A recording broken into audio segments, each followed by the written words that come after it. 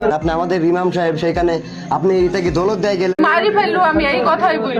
আসতে চাইছিল, আমি মানা করলাম যে আসতে হবে না। গভীর রাত, চারদিকে নীরবতা।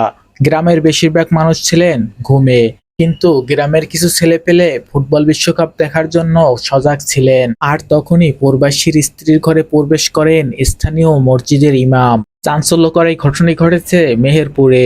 মারি ফেললো, আমি এই কথাই বলি যে আর কোনোদিন আসিনি। কিছুদিন ঘরে তুললে এই 2 সপ্তাহের ভিতরে এই ঘরে ওঠার মতো রিলেশন হয় না তো? পাগল 2 সপ্তাহ না, মোবাইলে সাথে দিতে 2 মাস আগে। জানা যায় বৃহস্পতিবার রাত 3টার দিকে এই ইমাম ওই মালয়েশিয়া প্রবাসীর স্ত্রীর ঘরে প্রবেশ করেন। জানা যায় স্থানীয় ছেলেপেলে এ বিষয়টি নিয়ে আগেই সন্দেহ করেছিল। তারা তাদের বাসার চারপাশে বসেই ছিল। আমাদের গ্রামে কেন করলেন? আপনি আমাদের ইমাম সাহেব, সেখানে আপনি এটা কি দৌলত দেয় গেলেন না? এর সাথে কয়দিন থাকেছেন আপনি? সোজা মানে মন খুলে বলে দেন, নাই কিন্তু আপনার মায়ের চড়ে। আটকের পর এই নারী দাবি করেন তাদের ভিতরে বেশ কিছুদিন প্রেমের সম্পর্ক চলতেছে। স্বামী বিদেশ থাকায় একাকিত্বের কারণে এই সম্পর্কে তিনি জড়িয়ে পড়েন। তবে সেদিন রাতে এই ইমাম তার ঘরে আসতে চাইলে তিনি মানা করেন। আসতে চাইছিল, আমি মানা করলাম যে আসতে হবে না, এরকম ছেলেপিলি খেলা দেখছে, হয়তো জানাজানি হয়ে যাবে। এখানে কাইকে প্রথম কাইকে আইসে এখানে দাঁড়িয়ে আমি আসতে মানা করলাম। আমি বলছি সবাই জানে আমার ব্যাপারে, হয়তো এখন পরিস্থিতি খারাপ তাই সবাই খারাপ বুঝবি না। হ্যাঁ বুঝেছি না, আমি তো ইমতে আছেই তো, আমি তো মেসেজ ডিলিট করিনি, সেটাই তো আমি তো অস্বীকার করিনি, অস্বীকার করেছি বলে।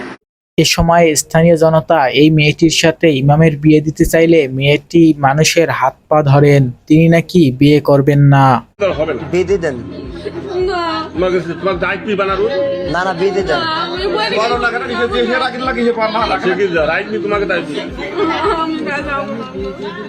বিয়ে দেন, বিয়ে দেন।